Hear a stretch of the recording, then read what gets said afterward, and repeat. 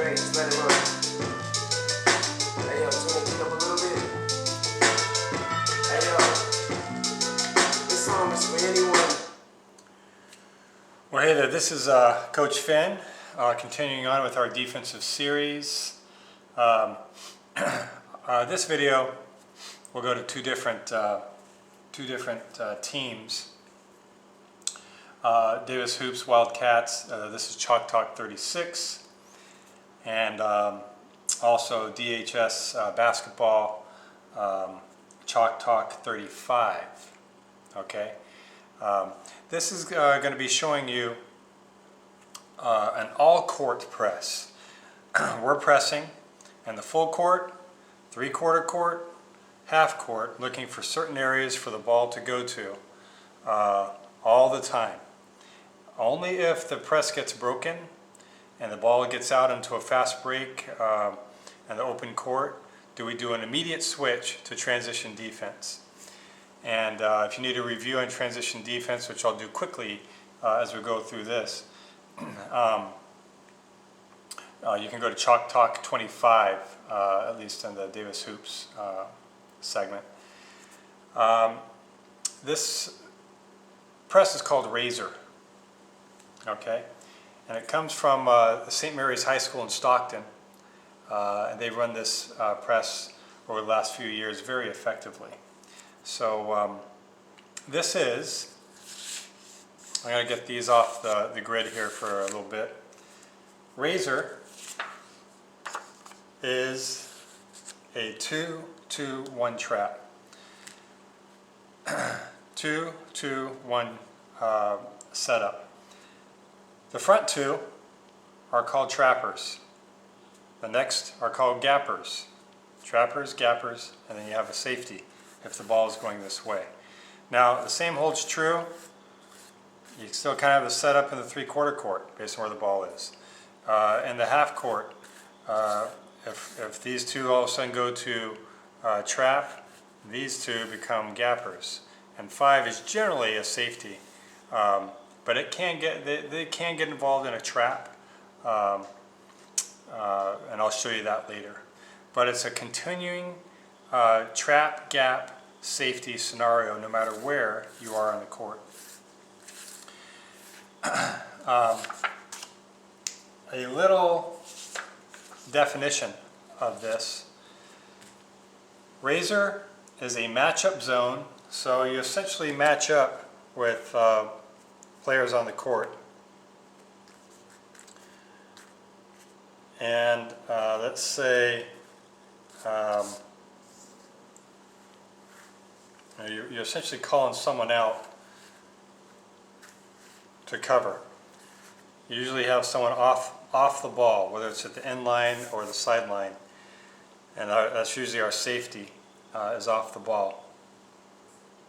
But it's a matchup zone that then moves to, because you don't want to easily let a ball be inbounded, but then it moves to our read and react defense. Now we've talked about, most of you are familiar with read and react offense, and there's movement off the ball that occurs based on where a ball is passed, where it's dribbled. It's all based on where the ball goes. Well, Razor is a defense that reacts, read and reacts to where the ball is on the court. And I'll explain that as we go in a moment. Quickly, a couple advantages to Razor is that it's a little lower risk than committing yourself deeper into a court. You're starting kind of up in here and allowing a little bit of give, and you're hunting for traps. You don't immediately trap. But by assuming less risk and giving up things, what goes hand in hand with that is, like I said earlier, your transition defense has to be very, very strong. The other advantage is that it grinds a team down. If you are continually trapping and gapping and stealing and safety, and then going into transition defense, but then reestablishing trapping and gapping and safety again through a razor scenario all over the court, all game long. It really wears an opponent down mentally. But where you are at risk in razor is if your transition defense is not good. And real quickly, we'll talk about some terms in a minute. But transition defense is, let's say the ball is here. These two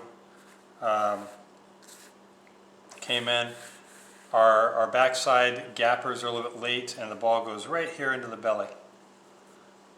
Well, we need to have the closest to the ball yell ball, and everybody else says back. So if the ball got there, they'd immediately get in there, going with and staying in front of the ball while these others retreat. They get back, and that's transition defense. You're slowing the ball down just enough to allow your defense to get set up in the paint and protect the eyes and the nose. But if the response into the middle is not very strong, and there's no stopping the ball, now you're going to have numbers, and you can get beat pretty bad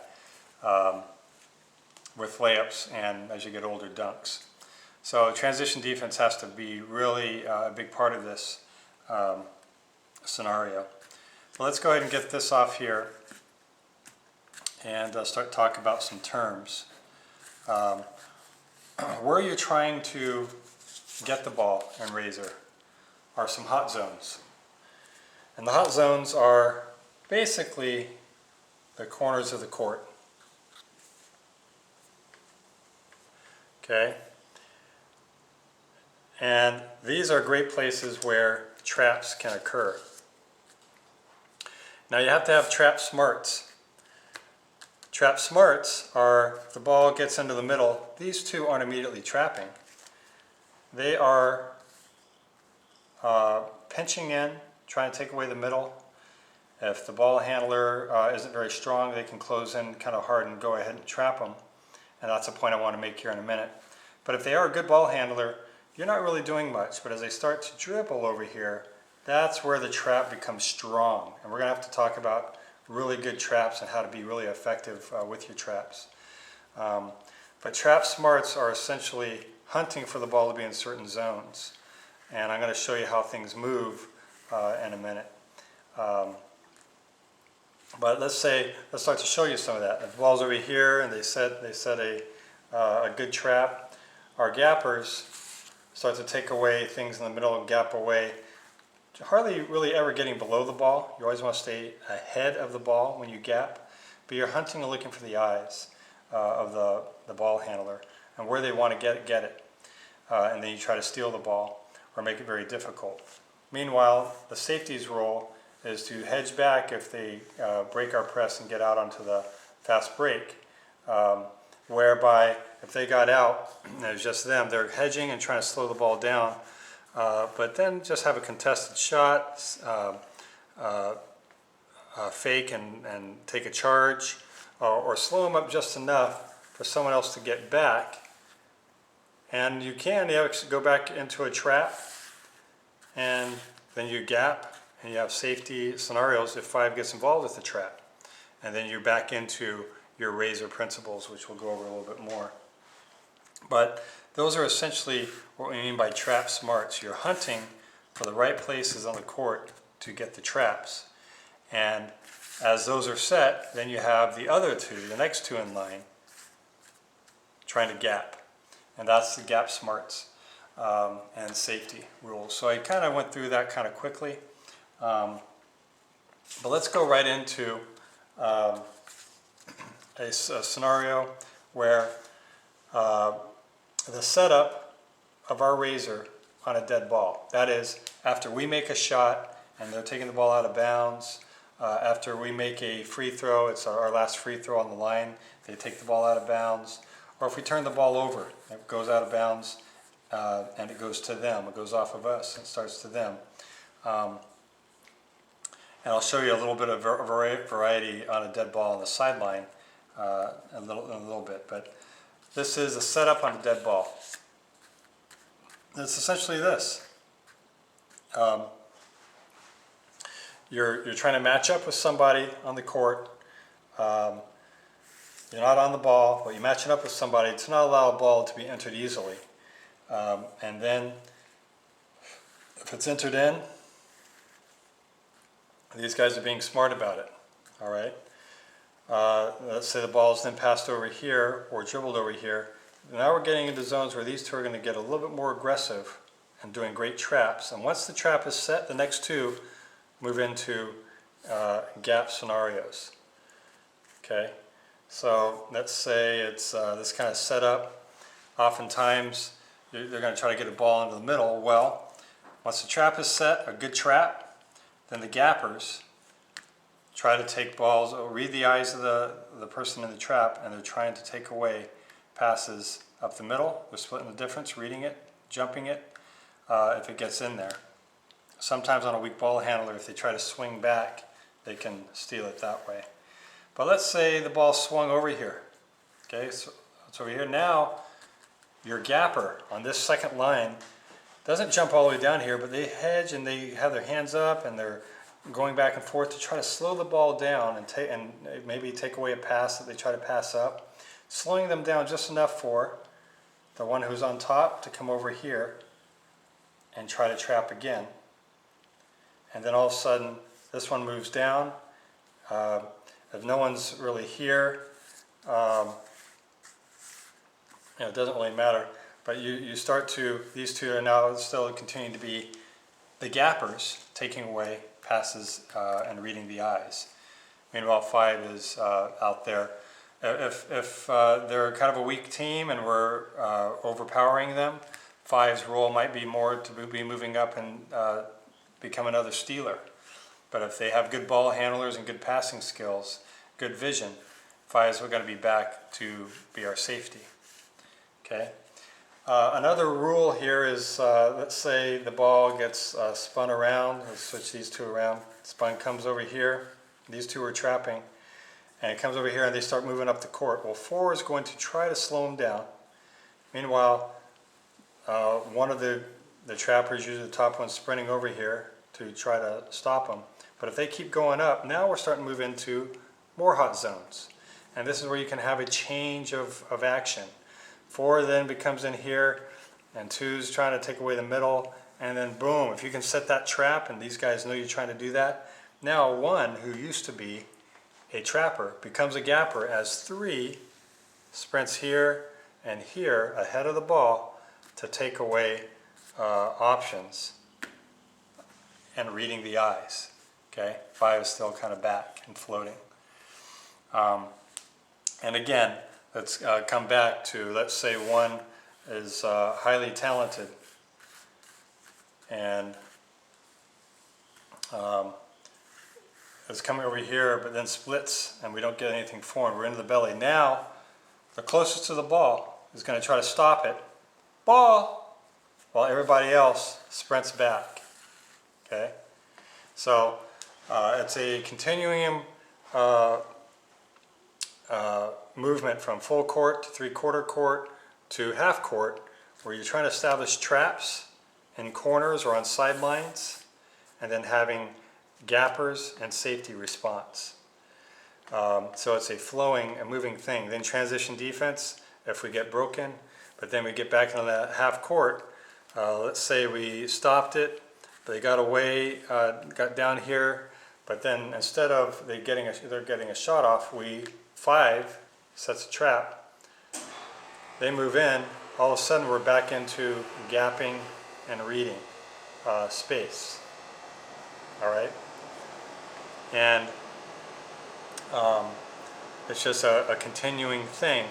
If the ball gets into the middle, and you have a ball handler that's not particularly strong, you can go ahead and try to set a trap on someone in the middle who's not a strong ball handler, while the others sprint ahead, safety, gappers, trap. But if they have good ball handling in the middle, now we go into transition defense. All right. Real quick, sidelines out of bounds, ball's here. 5 who might be someone guarding the ball, still our safety, and everyone else matches up with somebody, they match up,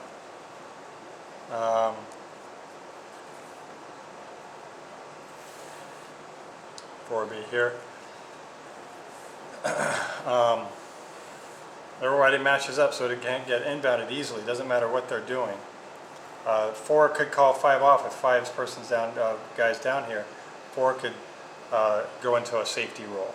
So you want to understand trapper to gapper to safety rules. And then as the ball is inbounded, let's say 5 got it. Well, 2 closest, we're in the spot where we want it. We all go trap, and just imagine what the responses are. Communicating, gap, safety. All right. Reading eyes, taken away, and jumping gaps. If it's broken, close to the ball, stops, flood back, and then you're looking for responses. Now, Razor set up with a live ball.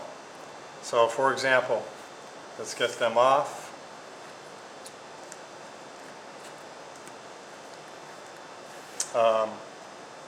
Let's say they're shooting, and generally we're going to now, let's say they're shooting down here, keep it simple.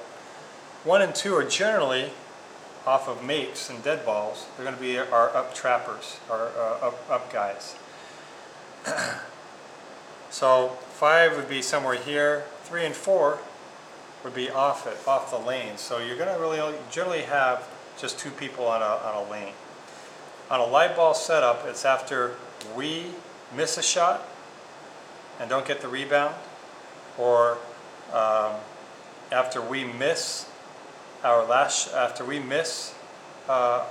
free throw, or if we turn the ball over and the ball's still in play as an out of bounds. This is the response with live ball action. So for us, let's say we are shooting, and it doesn't matter who. 5 could do it, and then 4 would take the safety role. 5 could be shooting, and then 1 could come into, let's say 5 shooting, 1 could bump 3 out. Essentially what happens is when you miss the shot and they get the rebound, then the 2 closest might try to trap them. The trap ignites gap rules, gapper safety rules. Okay, that we can move that around. Let's say we shoot the ball, let's say 3 shoots from out here. We're all over the place here in our offense. 3 shoots, they get the rebound right down here. Well, the 2 closest could go ahead and go put a trap right on them. 3 and 4 communicate, looking around, and 2 could get back. Or 4 could say safety and 2 would move up. And now we're into our Razor principles all up and down the court with transition defense. Okay? So that's basically the layout of Razor. An all-court press, reading and reacting to the ball, transition defense, and communicating between trapping and gapping and safety work. It takes a lot of communication. And the defensive skill sets necessary to Razor are essentially seven checks. You got to have very good trap mechanics. You got to understand gapping and safety hunts. So that's gapping and trap and safety. You want to have good off-ball instincts. You're looking for charges where you can. You're always protecting the eyes and the nose and understanding what that means. And also smile defense. One thing I want to say that is when a team shoots a ball, let's say we're down here and they have the ball and 5's there, and you can just imagine 1 and 2 have found someone to press onto on the sideline. That ignites 4, gap, 5. Let's say they get the ball out and over and get a shot off. Smile defense isn't leaving your feet and going by them. As they shoot the ball, put a hand with a loud yell, put a hand right at their belly, or put a hand right up underneath their eyes. Barely touch their elbow, but stay in front of them. That's good smile defense. So that's essentially all we want to cover in what Razor is. Just understanding that it's a 2-2-1 all-court press, and you're hunting for hot spots, understanding good trapping, gapping, safety, transition defense, all up and down, and it just all resets itself, and it's interchangeable. Usually trappers can turn into gappers if others, those that at the midcourt are gappers, get involved with the trap, and someone else on the backside knows they have to go into the gap. So it takes a lot of communication and movement, but it is fun to play. So that's it for now. Thanks a whole lot. We'll see you on the court, and take care.